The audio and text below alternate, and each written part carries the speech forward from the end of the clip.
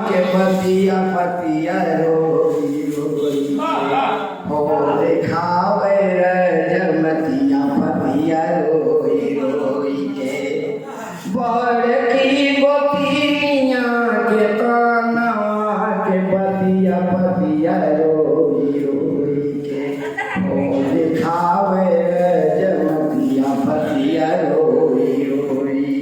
आज भी हमारे ग्रामीण चिट्ठी पत्र लिखवाती है जो अपन समाचार करता हूँ, लेकिन गांव घर के जाते हैं।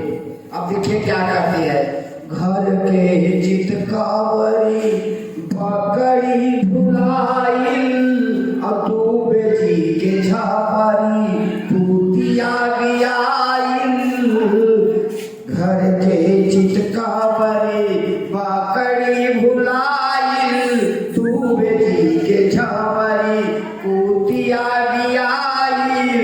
कोहड़ा रोक के गया था जाते समय, तो कोहड़ा में मारलक पाला, कोहड़ा में मारलक पाला लागल नाही भतिया पतिया रोई रोई हो खावे पतिया रोई।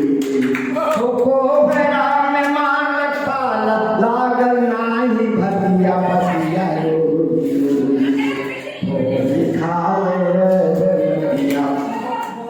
अब देखिए अपना बच्चा के बारे में कह रहा है समाचार कि रोज रोज